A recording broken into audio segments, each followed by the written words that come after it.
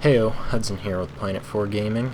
Today I'm flying the F6F-5N, the night fighter version of the Hellcat, armed with two 20mm cannons and 4 M2 Brownings. This has a very unique armament for a US fighter. I believe it's the only one that has a mixed cannon and a machine gun armament that has the cannons in the wings rather than the nose. So, like the P-38 and P-400 have a single nose-mounted cannon that isn't really enough firepower. This has 2 of them in the wings, a little bit more usable, especially in later battle ratings. However, I would not consider this a very good plane. In fact, it's kind of shitty. It can be kind of fun. It's just not very good. So, really all the parameters where you would decide if a fighter is good, you can pretty much mark all of those off as the F6F-5N does not accomplish it. For example, it is not very fast. Its acceleration is not very good. It has pretty shitty energy retention, which almost makes it useless as a boom and zoom plane against your... well, unless you're fighting against really slow Japanese planes like the Zero and the Ki-43. Has pretty poor roll rate, which makes it bad as a dogfighter. Poor climb rate, which makes it hard to be above the enemy when you fight them. And it doesn't really matter because its high altitude performance is pretty poor. Its guns are okay, kind of a mixed bag. It's basically luck whether you're going to take out an enemy in one pass or not. Your aim has to be spot on, and the roll rate makes it hard to adjust if the enemy is maneuvering. And M2 Brownings kind of suck right now, and the cannons are kind of at the mercy of the random number generator slash Gaijin magic. I don't know.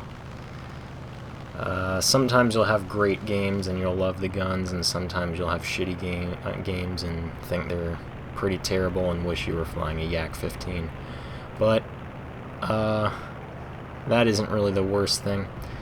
The surprising thing is this plane has a pretty solid turn time. You're not going to outturn Spitfires or anything, but you can hang with Typhoons pretty well, and there are some planes you'd be surprised how good you can maneuver against, like the Yak-3 and the BF-109 G2. It can hang with them pretty well, and that is one good point about this plane. Unfortunately, it is very easy to exploit this plane's tremendous weight by going into vertical maneuvers if you have one on your tail. So if you're flying a lightweight plane like the LA-7, it's pretty easy to get an F6F off of your tail just by going into a loop, provided you can at least keep his guns off you for a few seconds and make him stall out. Yeah, I'm gonna just show you this real quick with the aid of some scientific models I have created and filmed for your viewing pleasure. As you can see, the F6F is on the tail of the LA-7, and oh no, look what happened, I've stalled. Oh shit, the LA-7's turning around. Now he's diving on me. Oh god, I'm dead. Oh shit, fuck. Yeah, that's basically how it goes. So, with that in mind, we're just going to get into a full game right now. It's going to be on alternate history Berlin, and we're fighting the Russians. And look what the first plane we see. It's the arch nemesis of the F6F, the LA-7. Not really. Anyway, we're going into a head-on with this I-185. Gonna fire a pretty solid burst. The rounds kind of dispersed a bit, and he was able to pull some fancy maneuvers and get out of the way. No matter, I'm going to turn back around and face him. I really don't want him to get on my tail, because it's very hard to evade from a fighter that's on your tail in this plane. Head on with the LA-7. Fuck him up. He had no such luck. But remember, the I-185 is still there. We're going to dive towards the ground and pull some fancy maneuvers. Get right back on his 6, well, almost. No, we're not going to take a shot yet. But as he goes into the vertical, we're going to follow him. Get the guns just in front of his nose and put a few rounds in his tail, and because he's such a dumbass, he just flies straight into that house there. And it counts as a kill because we got like 2 rounds in him. Oh, heck yeah. Normally, I wouldn't get any credit for that, and it happens to me quite a bit. It sucks, but that's the way it goes. Anyway, credit for a maneuvering kill. You just have to hit him a few times. So we can see most of the enemies are above me. I'm going to climb away from them, obviously. And this thing just does not climb very well. Just getting over 1,000 meters after being that low to the ground took probably 2 minutes or so? I don't know. No, not that long. I wasn't climbing at the optimum angle, but it's a bad climber, just take my word for it. We did, however, get enough altitude, and the fight got brought low enough that this Yak 9 is now at close to treetop level, so we're able to dive in. Build up pretty good speed, close to 700 kilometers per hour, but as you can see, it drops real quick as I go into the vertical. Almost below 500 already, and nice! Fuck yeah, bitch. That is what I live for. That's the only reason I play this goddamn game, is to get shots like that. Holy shit. Oh, that was a nice angle he had, and it did not help him one bit. Good thing the guns were working well that time. So, LA-7, who was strafing ground targets, is now in my sights. Got pretty good speed again. After leveling out, it built up eventually.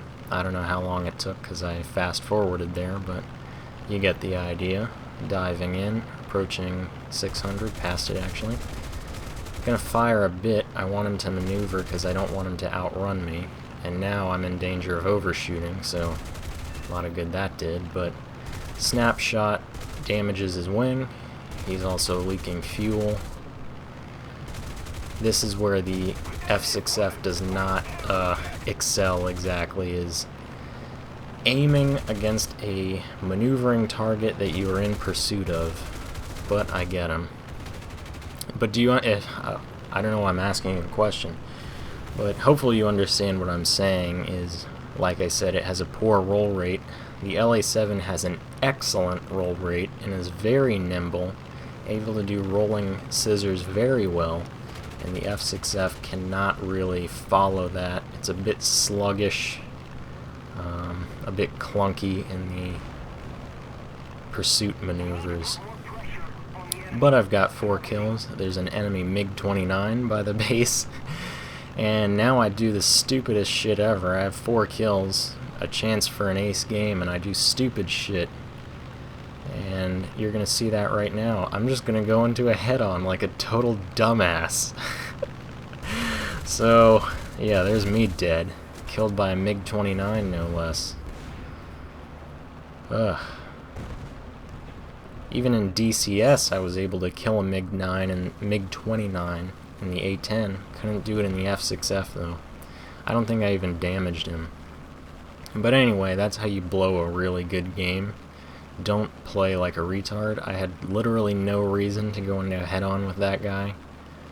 I was kind of concerned the base AA was going to steal the kill and just wanted to have a chance at least. But even that didn't happen, so don't do stupid shit when you play War Thunder, and stupid shit will not be given to you. But that's the end of this game. I believe I just backed out, rage quit or whatever, because I was done here, so I don't think I ever see the score. Well, I brought it up there. You can see it there. Oh wait, maybe it's up here. No, it doesn't come up if you rage quit. I did pretty good, though. I don't know what my place on the team was. I don't even know if we won that game. But those are the results. So, there you go. Okay, next game is on Ruhr. I don't know how that's pronounced. Any German-speaking viewers can clue me in on that. I don't think I have many of those, though. Only Poles. So, starting off, we climbed to about 3,000 meters. That's usually as high as I go in this thing, because its high altitude performance is so awful. And there was a B-25 in trouble. I'm always happy to help out a friendly bomber. Usually a source of easy kills, because only shitty players go for bombers at the start of the game. I'm surprised the B-25 couldn't have taken him out in that pass. It's pretty much a gunship, so that Focke-Wulf's approach was not very good. But he seems pretty clean. Gonna fix that right now. Take his wing off. There he goes. Lots of 109s. I'm gonna fly towards this friendly Spitfire PS4 player and see if he can use a hand, because he's got two 109s on him. Looks like another PS4 player had the same idea. So I'm gonna dive at By Faith, the 109G2. Head on. I don't think either of us hit each other. Pretty bad on his part, because my plane's so fucking massive. And I was so fortunate to have a Ju-87 just below me. So I'm going to take care of this Stuka real quick. Get some shots in, ram him with my wing. Such quality American design. Didn't even scratch the paint. That's how tough this plane is. That is how good American engineering is. All you other countries, fuck you. America is #1. Shit. So, 109F is on another Spitfire, not a PS4 player. I'm taking a lot of shots because I'm hoping he'll get scared and break off, but it's not working. Get a few hits there, but they're not doing much damage. I think the best example of the cannons not doing damage when you need it is in the last game when I was on that LA-7's tail. I got a lot of nice snapshots that just did not finish the job. And now, after dispatching that 109, we're going to go for this one, who's harassing, I believe, the same B-25 who has now landed. I think that's the same one. So he's harassing a guy on an airfield. Can't have that. He can't really defend himself, so I'm going to do it again. Help him out again, hopefully. 109's going into a very steep climb, losing all his energy. But he maneuvers just in time. I just get a few rounds in his wing. Looks like I punctured a fuel tank, but no real damage. Looks like he was not able to take... Nope, he did take out... Fuck. So, ruined him there. Blew his ass apart. That was a real nice explosion. Wings flying all over the place. So, we were not able to help the B-25. Confirmed. I feel really bad. Although maybe he can repair. Hopefully he can repair. 154 up ahead. I think there's 3 planes left, so there should be one other guy hiding somewhere. But at this point I land and rearm because I'm very low on ammo. And now the BV-238. The big German seaplane is the last player on their team. The TA-154 and whatever else there was have gone down. So all we have to do is take this guy out. One of my teammates wanted to ram him, but I really want to get a kill on this thing because I've never shot down a BV-238 before. And we're making our approach. Want to take him out before he gets to the runway because that AAA will fuck your shit up. He's going very, very slow. I start firing from too far out. That was one mistake. It's such a big target, I figured it would hit it, but I think there's a maximum distance where they do damage, so get some good hits in the inner wing, light an engine on fire, and I still get the assist somehow. That other guy must have taken out an elevator or something, which gets priority over engine fires, I suppose. But it looked like he was banking in, like the wing damage was what brought him down. But whatever. I mean, I feel like it was kind of an ace game, even though it really wasn't. But what can you do? I'm not really complaining. Never had an ace game in this plane, I don't think. Maybe when I was spading it. I don't really record when I am spading planes, because I like to have a maxed out one to show, if possible. And those clips would have been super old at this point anyway. It's been so long since I started flying this thing. Who knows? 4 kills, 3rd place on the team, but most kills, so I consider that number 1. Not a bad game by any means. It's kind of a shitty plane, so I'm happy with it. Really, I can't recommend this plane, to be honest. It's kind of fun. It does kind of fulfill a need that the US tree has as far as a 2-cannon, wing-mounted cannon plane. A lot of countries have those, you know. The early 109s have 2 cannons in the wings. The Spitfires, obviously, 2 cannons in the wings. The Zero. It's kind of a staple for a lot of other countries, but the US has none of that shit. It's always M2 Brownings all around. So it's kind of a unique... It's a unique slot in the tree, but it's not a particularly good plane.